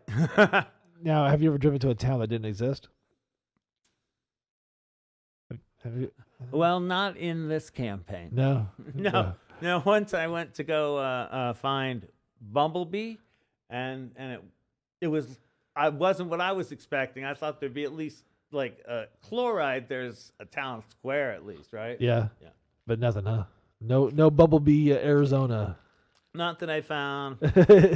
Maybe you should have turned at the thing. Yeah, right. You missed that tumbleweed was covering the sign. Yeah. That's But no, this is this amazing thing about Arizona when the geographers were putting together the stats or whatever on Arizona. They noted that it's got like, what is it 10 of the 11 or 11 of the 12 biozones of like where life exists from the bottom of the ocean or from in the water up to the Arctic. wow. Right? All within this one state. Yeah. Wow. So you have to go through all of that while campaigning. Well, I might get to do that. It's how do you got to kind of like focus some of your attention. If there's the place Wazoo out in beyond the mountain that you go up the dirt road to, right? Yeah. Maybe there's 15 people. There's that, or do you go to a place like Santan Valley? Where there's a couple thousand. Right. Yeah. Well, Santan Valley, this great example. It's not an incorporated city, so it doesn't show up on this sort of thing. Yeah. Right. But it is over 80,000 people. Wow, that's bigger than I thought. Right. Yeah. It's actually one of the population centers in good old Congressional District 4. And it's unincorporated. Yeah, it's unincorporated, and so it really gives you an idea of the importance of having a municipal infrastructure. Yeah. Right, because there's all these people out there in the middle of essentially, farmland or desert land, and there's no parks, no schools. There's not a lot of no public water. right. Yeah. No public water is the good example. In fact, that you see the importance of having, if you're going to have a public, having like at least public utilities so people don't die. Yeah. Yeah. Because just so the audience is on this, the Johnson Utilities, who developed, connected to Johnson, who are developers in this area, Santan Valley. Their company, Johnson Utilities, provided water to some of these subdivisions that the Johnsons were developing, and then the Johnson Utilities had to cut off the water because they just couldn't make it happen anymore. Wow. Sorry, neighborhood. Maybe you want to move? Wow. So there's just dead neighborhoods now because there's no water, huh? There's just I don't know what they're doing there. it's probably a ghost first I town. went down from, I used to be a social studies teacher as my day job, which is important and thrilling all by itself. Love that kind of work. And a poet on the side, and political writing. I've done political writing consistently since 1989. Not 2089. No, I'm ready for that if that should happen in some way, right? Yeah. Let's go. But no, that was when I had the epiphany of I'm going to be a writer. I had my first book reviewed by an underground zine. And I really loved what they said. And I think maybe I wrote it, So I said, what can I do for you for this? Yeah. Because that was so cool. And he said, write something political for me. Okay. And that was such a electrifying experience to think of the world in that way of, figuring out a thought that mattered about what was going on in the world, from my perspective. Yeah. At that time and in an artful or styleful way. Yeah. 150 milligrams will give you a little cotton mouth, by the way, folks. It seems especially when you're talking a lot. Yeah, I'm just like, if you try to transcribe a person, I type out about 7,000 words per hour if I'm trying to keep up with somebody of what they're saying that's relevant. You know, you got to leave out the right. I got a lot of those in there. Coughs. Yeah. ... Yeah. Right. Resumes. Yeah. Now, what the fuck were we just talking about though? 150 Miller. Right. So I was I did political writing. Oh yeah. And it evolved from, you know, really abstract of my interpretation of what the world was like, and then to trying to focus on current events with meaningful commentary in an artful way. Some of my early inspiration it's on the table, has nothing to do with normal, was A. Whitney Brown, who was on Saturday Night Live on the Weekend Update, and he did, again, like artful, pointed, political commentary. Yeah, I'm trying to remember. That was okay. That was Jim Belushi years, right? Yes. That's what, I remember that.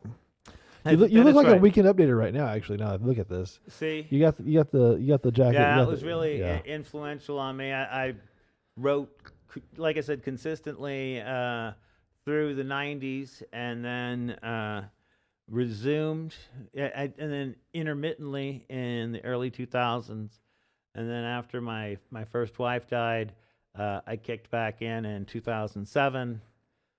It just, got political. And like I said about poets, there's no point in writing all this political stuff and being all artsy-fartsy if when you see actual, circumstances, you just stay on the side.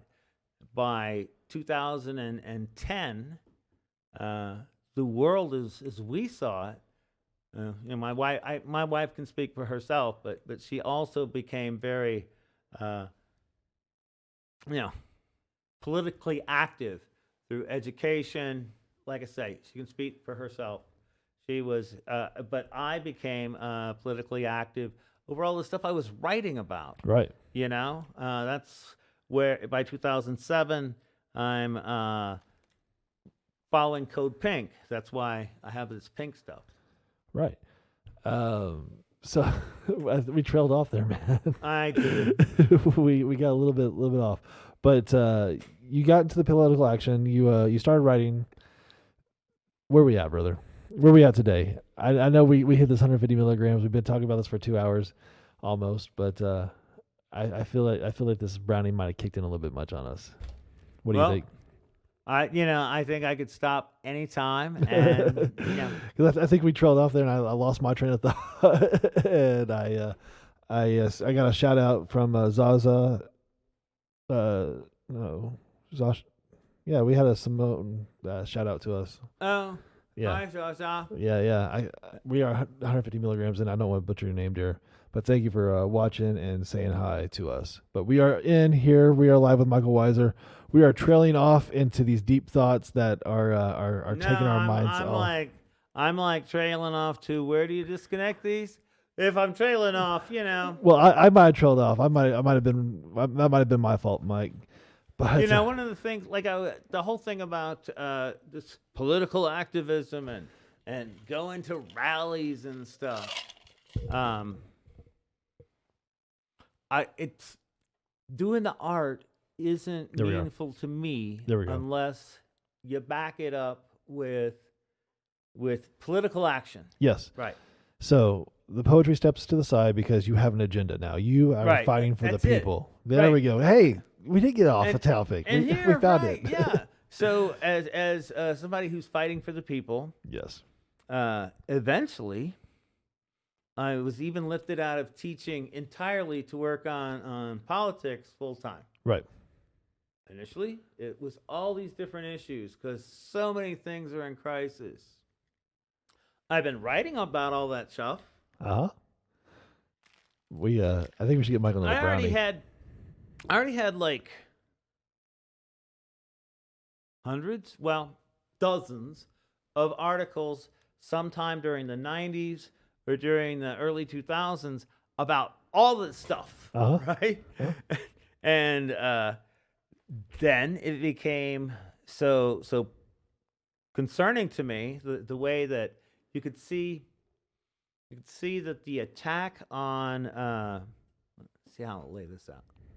Where were you going with this? I'm gonna start with Carter. Okay, so Okay. What the fuck subject are we talking about, Michael? Now I'm going off into politics. Okay, You know what? I don't need to do that. We were talking about writing. I want to know where you're at in your mind because I'm not there yet. Oh, okay.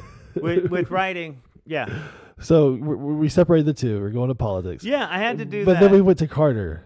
I feel that there's more going on in your head that's coming out in words. Yeah. Right. Thank you. Yes. Thank you so much. So with writing, with politics, I had to put down the politics. I mean the art. Uh-huh. And even the political writing. Uh-huh.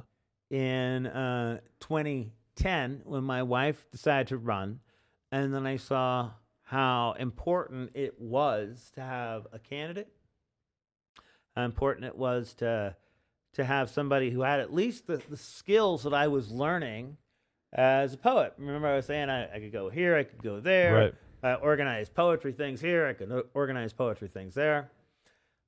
I could organize like political activism because I knew what I cared about, in politics, or so I thought. Right. Right. And I got to do that running around first for her campaign, and then in 2012, I was asked if I would run. I probably wanted somebody to ask me, right? Yeah. I really wanted somebody to ask me. You're not throwing your own hat in the ring. There needs to be a nomination. Oh, there it is. Yeah, it's in the ring. I love it. I kicked it over. I'm sorry. Yeah. Right. And we were at an Occupy thing. We weren't wanting to occupy it. This is Kingman, it's occupied. Right, it is. Yeah, the Confederate flag flies like within eyesight of where we were doing our Occupy. Wow, in Kingman, Arizona. Not Kingman, Alabama. Kingman, Arizona. In Kingman, Arizona. To this day? Today. Wow. I did not know that. Where at? Okay. If you take is it a house or is it a building? It's a store. Oh, it's an independent. It's a store business. that's selling memorabilia. Huh. Are they selling like I want to say World War II memorabilia, or are they? I don't think that it's actually legal to sell World War II or that side memorabilia in Arizona. Are they selling Civil War memorabilia? At least. Yeah. I don't know if there's Union stuff in there. I don't know. But there's some memorabilia being sold. Yeah, Kingman, Arizona does have Confederate flag flying people. So these are heritage holding sons of bitches that they say, as they would say. So I'm from the South. Mm-hmm. Texas. Yeah. You're from Mexico, Texas. You're from Texaco. Well, I'm going with. I'm just kidding, man. I'm going. That would be cool. No, I'm going with from the South. My mom's dad was from Eastern or Louisiana. My mom's mom was from East Texas. Dad, biological father, was from East Texas. So, which is West Mississippi. Right. Yeah. I know geography a little bit. Yeah. There's all that. Yeah. Right. Yeah. So you are from the South, but you're not going to put up a Confederate flag for any heritage Absolutely reasons. No. Please do not. Yeah. Oh, it's such a heartbreak to me because, I identify with no, I don't. I identify, I care about, I can get away with saying something like that. I can't identify, but an individual's opinion. The life of a black person in America matters to me. I'm never going to be a black person. Sure. I did spend time with black people growing up at length. Yeah. So to this day, I know black people. You were Mike has black friends, but you were in Kingman doing an Occupy thing. That's where we got off on this tangent. Oh, right. So I'm there, and like it's indeed, you can see the Confederate flag from where we're doing Occupy. Oh, But when it's over, let's go to lunch. Just a dozen people. It's not what they call an encampment, like what was happening in Manhattan or something like that. It was once a week. Let's go to a demonstration at this time on Saturday, right? So after that, let's go to lunch. Right. While we're there, we were just talking about the fact that the new census had come out. Okay. And so I love this story. It's playing faster in your head. That's coming out. So we're at lunch, and we're talking about the new census had come out, and there's a brand new congressional district that's been created. Oh, wow. Congressional District 9. Congressional District 4, which is where we live. There's not been a congressperson there, and it's going to be, an office for the next, till the next census in 10 years, basically. Very conservative district. Hold on a second. I like this story. So there's no Democrats that are elected anywhere in the new congressional district. There's no Democrats holding like significant mayoral office or legislative office that have a chance in hell of risking what they're doing, because they're doing a good job, they're doing a bad job, but they've got that, right? Mm-hmm. And in fact, somebody goes, "You should run, Michael." And I said something like, "No Democrat in Arizona's got the balls to do that." Mm-hmm. And my wife says, "Here's these." She pulled them out of her purse to give them to you finally? No, not right then, but there we go. So she gave me these, and these are your magnetic balls here? Yeah, and I've been, like, as a school teacher, I'm telling kids, hey, you got to grow up and do your best for America. Care about it all, right? I'm dissecting the Constitution. I was giving tests on this stuff. We watched Mr. Smith Goes to Washington and how a bill becomes a law and all this stuff, right? You know? So, of course, somebody said I should run. I've written all these positions already about what should happen about global warming, Right. Had positions on immigration, legalization, education, of course. Nice. And legalization of marijuana. Right. That was the one I could make a difference on. And so global warming, none of that shit. Fucking weed is what we need now. I believe, well, I think it'll help for sure. But you see, there's a ton of different issues, and everybody should work on something, because there's a ton of different issues. And America's in a crisis, the world's in a crisis, because people have been told, let somebody else fix it. Like the poem I did, wait for somebody else to do it, then we'll never get it done. Right? And I don't know how to do it. I didn't know how to run for Congress when I first jumped up and said, I'll do that. Right, yeah. Yeah. So that's like... So learn as you go, huh? Just fake it till you make it situation? Well, I believe that, here's how a bill becomes law. Yeah, so you knew that much? I knew that as a good Democrat, here's where you put up your sign. So you knew that much? Right. So you had the sign and how to pass a bill. Right. So let's jump in. Right. That's probably more than most of Congress, right? I would say what? That's more than most of Congress knows, like how a bill becomes a law and how to put up a sign. I'm not sure all. I'm just kidding. Yeah, I think that's my own political joke. Right. I'm gonna laugh with it. That's funny. Yeah. I'm terrible. All right. So yeah, and then once you start into it, it's so addictive, and they won't let you go back. Right.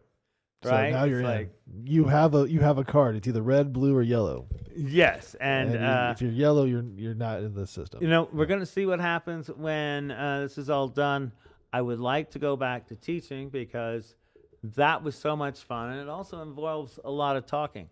Now, before we talked, you said that you were let go from teaching, or did you step down? What happened before when you were a teacher? I was being let go, and I stepped down. So it was a mutual fuck off. Yeah. So, Kingman is a conservative. Well, first you were teaching in Kingman. Before that, I was teaching in Bullhead City for an extended period of time. Really liked that, and I was let go from there. And then I went to Kingman, which is closer to where I was living. Okay. And taught there for about 2 years, and during that time, I ran for office. And I went from being this teacher that was super well known and liked in Bullhead City to the weed guy, right? And school the teachers, damn Democrat, yeah, right? So because by now I had this whole record of writing, and I campaigned for office, right? So the cannabis affected your career as a teacher at that time? Well, yeah. In that location? Well, everywhere. So would you be able to go back to teaching after being director of Normal and doing all this? It'd be interesting to find out. I'd like to do that. Huh. You'd probably be a professor somewhere, I would think. They're a little bit more lenient on the weed to the children, young minds. Would you want to teach college? Oh, yeah. Like a creative writing class? Well, actually, that's kind of, that's in line with what I had thought of as what I could do. Political science? Yeah, I have a master's in education. I have a master's in literary criticism, which is the way it was structured. It was about public affairs, and it was also about creative writing. Huh. So I taught creative writing. Yeah. I taught creative writing, with my master's, right? Uh-huh. So, yeah, I could go back to that. I'd like to teach at the junior college level. Okay. Right. So, community college style, like. Yeah. Right. Okay, that's interesting. Those people seem to want to be there more. There's no scholarships. There's nothing. They're not trying to take a creative writing class because they have a football game to fill, or that type of shit. Well, I really like where I live in Western Arizona, and the Congressional District 4, as beautiful as it is, it's also a whole lot of places that are not very close to where I live. Right. You got to drive a long way to get from here to there in Congressional District 4. So, I like Mojave County. Yeah. So working close to home, maybe. Right. Yeah, which is still, bigger than New Jersey or something. Right. Okay, maybe not, but it's Rhode Island big. for sure. Yeah. What? So you're going to MJ BizCon on Tuesday, though, right?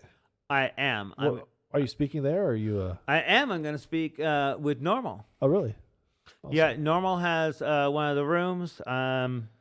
So the actual organization has a room at MJ BizCon. Yeah, they have. I don't know if you looked at the website. There is a list of their white papers and this scientific position and this legal position and all that. Uh-huh. Right, and they among the positions that they wanted somebody to be able to discuss were veterans issues. Okay. And how to shape adult use legalization structure or regulatory structure, what you need to have and what you need to take away, and then also one on what you need to have a medical marijuana structure, regulatory structure for that. Okay. Yeah. So that's the panels that you're speaking on, or that was available? Those are the ones. Yeah, they said here's an assortment of what's on the menu. Do you have expertise in any of this? So what'd you pick? I All of picked them? the ones that I just Oh, described. so all those. Okay. Right. Those. Wow. Yeah. You check the menu. There's a lot more stuff. Oh, wow. And So you got a my pretty full hat schedule. is off again to the people who are experts on the other stuff. This is something that has come out of my work. How many days is this? It is 3. So be Wednesday, Thursday, Friday. I go back on the either Friday the 13th or the 14th, morning the 14th. Huh. Okay. Well, that's pretty cool. I think Thursday's the 14th. No, am I wrong? Oh, that's why we carry around these phones. Yeah. Yeah, I love So that I got stuff. court on the 14th. I thought that was Thursday. Oh, that doesn't sound like fun. No, you said Friday the 13th. So yeah, that's like a series, right? yeah, I need to make sure that I do that correctly. It is indeed the 13th. Friday is the 13th. Bing. Oh, I need to check some calendars. See, we want to I wanted to have absolute freedom from the computer. In '84, when Time Magazine said it's the thing of the year, the person of the year, and I'm like, no, it can't be. But I can't stay more than this far away from this thing. Wow. So you're going to be there for the full week, pretty much, Tuesday through Friday through Saturday? I'm there on a press pass with Arizona Cannabis News, and probably going to contribute social media, talk with the people that we want to report on for Arizona, because it's it's our way to connect. It's Arizona's medical marijuana industry way to connect to the rest of the nation. Yeah. Yeah. Wow. So now we talked before. You just do a lot of these things on a whim, but don't have a plan. Do you have a place to stay in Vegas, or are you just gonna hope things work out for you? It's more of B right now. Really? Yeah, I'm gonna go for what I can put So together. you got a ticket, and you're landing at the airport. Well, I'm just driving up. Oh, okay. So right, no, it's so, like right there. In fact, oh, that's right. It is closer to Kingman than Kingman's closer to Phoenix. Yeah, and Flagstaff too. Yeah. Wow. So you go up to Nevada Tuesday, and then you're just gonna find it. Huh? It's gonna happen. You're gonna be there. Something's gonna happen. Well, I've been there before. Stuff happens. Yeah, and the Arizona Cannabis News is, they work with META, Marijuana Industry Trade Association, and so I'm gonna check in with them. Hey, what do you guys need? We work together, so I will see what's out and should be written about while I'm there. Okay, well, that's cool, man.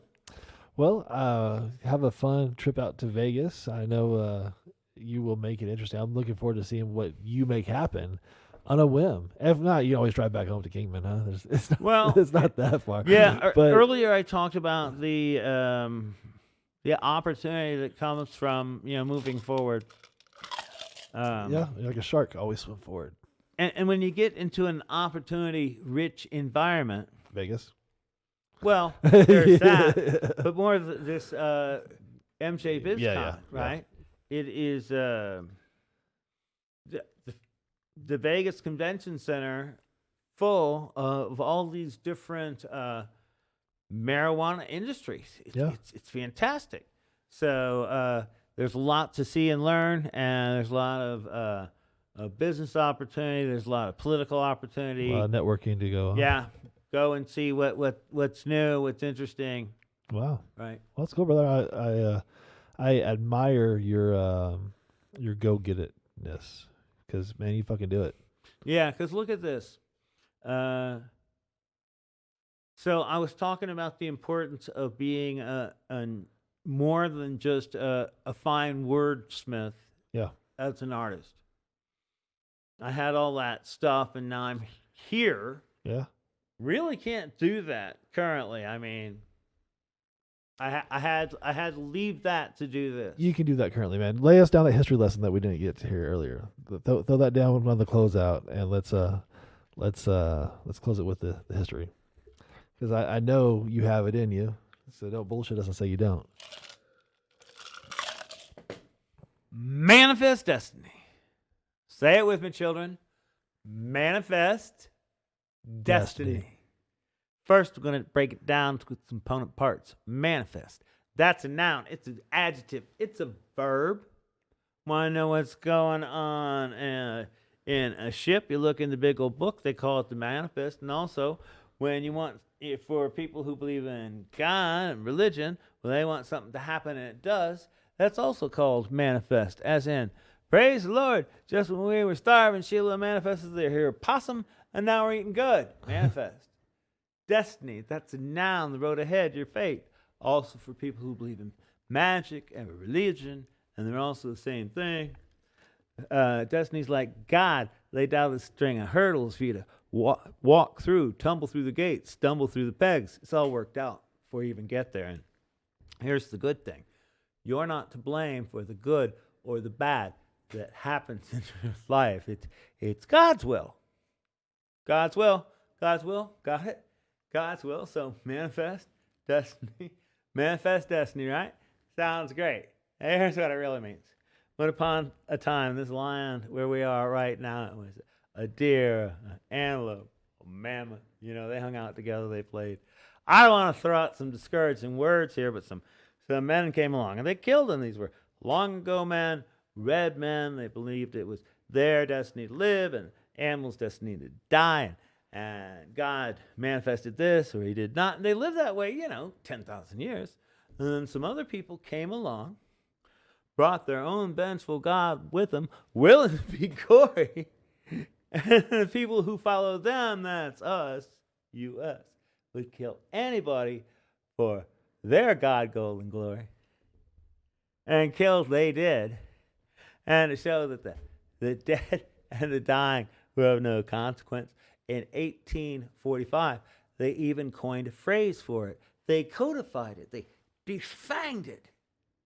It wasn't even killing anymore. It's just manifest destiny. Manifest destiny. So, got it? Okay, here it is. Manifest destiny. It's belief that God intended for this land from sea to shining sea to defeat the white man's. And if there was an Indian in the way, kill him. There's a country in the way, we'll go to war. That's what happened with Mexico. We took half of the country. Took it. Half. Red land of the white man between the two seas of blue. Wait a minute, not our fault. Couldn't be helped. Manifest destiny. Had to be done. No way around it. Manifest destiny. Tough break, Indian. Shouldn't have been in the way, Mexico. We got God's work to do. From sea to shining sea. Manifest destiny. Awesome, man. Amen. Thank you, Mikel Weisser, for coming out. Have a safe trip to Vegas. Thank you, everybody, for watching. Thank you.